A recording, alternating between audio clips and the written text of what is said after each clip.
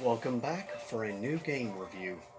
And this is going to be just a brief, short little video slash game review for a recent game I completed my playthrough of, and that is Marvel's Spider-Man Miles Morales.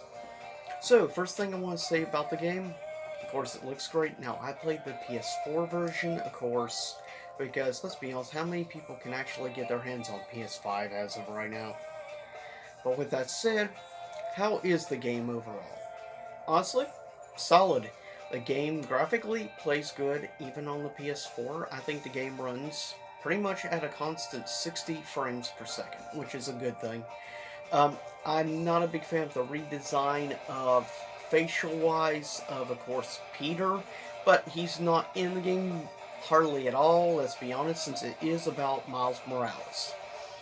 Now, I think it does a good job of continuing on the story and many elements of course, Marvel's Spider-Man game. I think it did excellent. Is it a shorter game than, say, the prior Marvel Spider-Man? Most definitely, it's a lot shorter. I would say if you want to play straight through the story itself, you're probably looking at around between 8 to 10 hours worth of gameplay.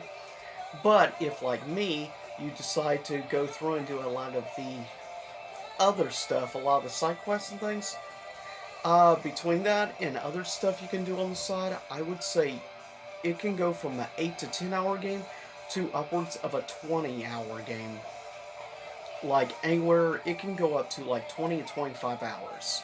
So you have a lot of extra content and a lot of side stuff you can do that can double the length without any problem. So is it? I think it is okay price wise. I think it's okay for a $50 game.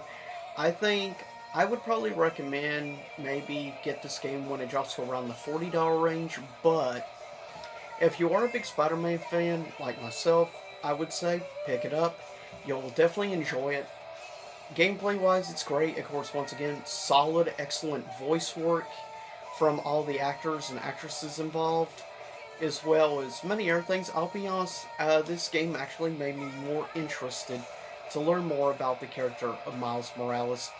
Also, I like how they handle things like with, of course, the story of his family, the passing of his dad, which died, of course, in the first Spider-Man game, as well as showing at least a good amount of like chemistry, I think, between the characters in the game. Definitely, I'm gonna try not to do any major spoilers or anything, but let's just say that, like with Peter, Miles finds out some of his major enemies actually are also his friends. Of course, I'm sure if you've seen, of course, Into Spider-Verse or read any of the Miles comics, you obviously know about the backstory and everything. Why, like, Miles' dad and his uncle were not really close, obviously, between things, and a lot later on in the story of the game, more stuff pushes come to conflict between, of course, Miles with his uncle. But still, I think overall it does a good job of putting together the relations of the different characters. The gameplay is just as solid as ever. The web slinging is just as addictive as ever. Honestly, I have nothing negative to say about Miles Morales Spider-Man. It plays superb. Like I said, it's a much shorter game, but what game you have is great. The storytelling is excellent. The gameplay is always great. And I gotta admit, I really like Miles' special electric abilities for combat use a lot more than regular Peter's combat. I will admit to that. I think I enjoy playing with Miles more, at least when it comes to fighting multiple enemies and stuff. It's very useful. And I like they also included some new like style stuff. But I will say there's a whole lot less boss battles in this game, though there's definitely a familiar boss. Of course, that being Rhino. Which, just I will say, you will end up with two separate boss battles against Rhino.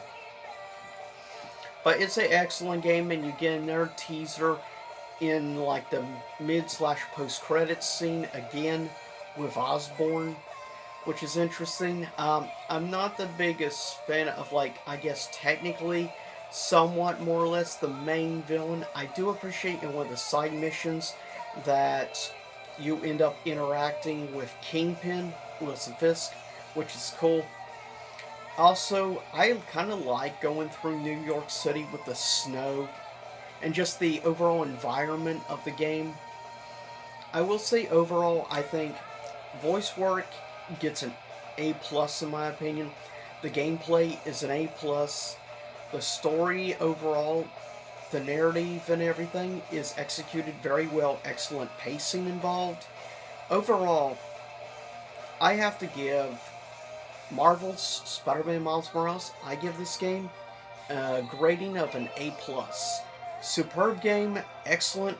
Now, given the price range for what you get, like I said though, with the side quests and everything, content, you can get about 20 hours of gameplay out of it.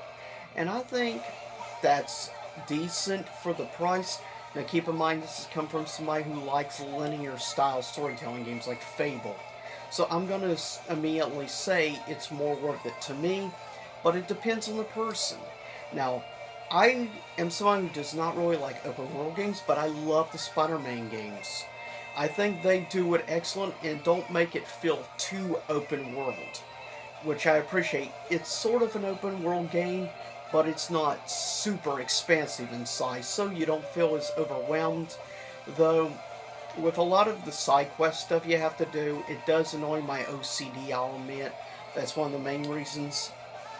But with that said, yeah, I give this game excellent score, and I'm working on a future course fighting game review now for the Switch, and that is my review for SNK Heroines.